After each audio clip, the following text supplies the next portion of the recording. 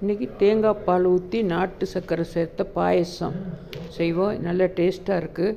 இது ரெண்டும் செஞ்சு பார்க்கும்போது செய்கிறதுக்கு தேங்காய் பால் ஊற்றினா நல்ல டேஸ்ட்டாக இருக்கும்.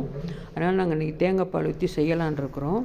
இதுக்கு ஒரு சின்ன கிண்ணத்தில் ஒரு அளவு ஜவ்வரிசியும் ஒரு கிண்ணம் பாசிப்பருப்பும் எடுத்து ரெண்டையும் போட்டு சட்டியில் கொஞ்சம் லேசாக வறுத்துடணும். கொஞ்சம் லேசாக வறுத்து விட்டுட்டு அதுக்கு தேவையான தண்ணி கொஞ்சம் 2-3 கப் தண்ணி ஊற்றி ஒரு 4 கப் தண்ணி ஊற்றி வேக விட்டுறலாம். ஏன்னா ரெண்டும் சமமாக வெந்து வரும்போது தண்ணியும் கரெக்டாக வந்துடும். தண்ணி ஒரு 4 கப்பு ஊற்றி இந்த கப்பில் 4 கப் தண்ணி ஊற்றி அதை அப்படியே கொஞ்சம் நேரம் வேக விட்டுறலாம். இது இந்த பக்கம் வெந்துக்கிட்டு இருக்கும்போது இன்னும் ஒரு கடாயில் நம்ம கொஞ்சோண்டு சேமியாவை போட்டு வறுத்து வச்சுக்கிறலாம்.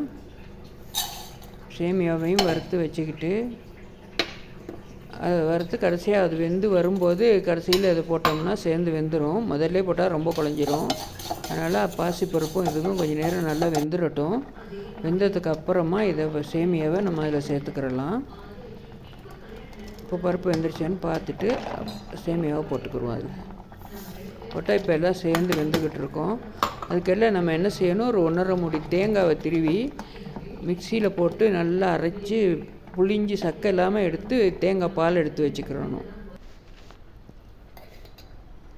தேங்காய் பால் எடுத்து வச்சுக்கிட்டு தேங்காய் பால் ஊற்றினா நல்லா டேஸ்ட்டாக இருக்கும். அந்த வாசனையும் நல்லாயிருக்கும். அதனால் நல்லா மிக்சியில் போட்டு அடித்து தேங்காய் பாலை தனியாக எடுத்து வச்சுக்கிறணும். இப்போ இந்த ஜவ்வரிசியும் இதுவும் வெந்துருச்சு. இதுக்கு ஒரு 2 கப்பு நாட்டு சர்க்கரையும் போட்டு நல்லா கிண்டி விட்டுறலாம். கிண்டி நல்லா ஒரு கொதி வரட்டும். நல்லா கொஞ்சம் அதுக்கு லேசாக உப்பு, நம்ம எப்போதுமே ஒரு இனிப்பு செய்யும்போது லைட்டாக உப்பு சேர்த்துக்கிட்டால் அந்த இனிப்பு நல்லா தூக்கலாக எடுத்து கொடுக்கும்.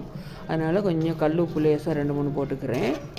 அந்த உப்பும் போட்டு தேவையான தண்ணியை ஊற்றி இப்போ கொஞ்சம் நேரம் அதை நல்லா கொதிக்க விட்டுட்டு அப்புறம் இந்த நம்ம அது ஒரு கொதி வந்த உடனே இந்த நம்ம எடுத்து வச்ச தேங்காய் பாலை ஊற்றி நல்லா கிண்டி விட்டுறணும்.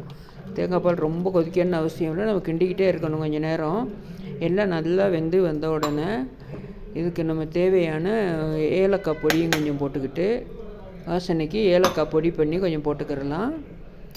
அதோட கொஞ்சம் முந்திரி திராட்சை வறுத்து வச்சு கடைசியில் நெய்யில் வறுத்து அதையும் இதோடு போட்டுக்கிறணும். போட்டுட்டு இந்த பாயசத்தை நல்லா செஞ்சு பாருங்கள். செமையாக இருக்குங்க. டேஸ்ட்டு நல்லாயிருக்கும். தேங்காய் பால் ஊற்றி செஞ்சதுனால வாசனையாகவும் டேஸ்ட்டும் நல்லாயிருக்கும். இதை கண்டிப்பாக எல்லோரும் செஞ்சு பார்த்து உங்கள் குழந்தைகளுக்கும் செஞ்சு கொடுங்க. அதுபோல் செஞ்சு சப்ஸ்கிரைப் பண்ணுங்கள், லைக் பண்ணுங்கள், ஷேர் பண்ணுங்கள். கண்டிப்பாக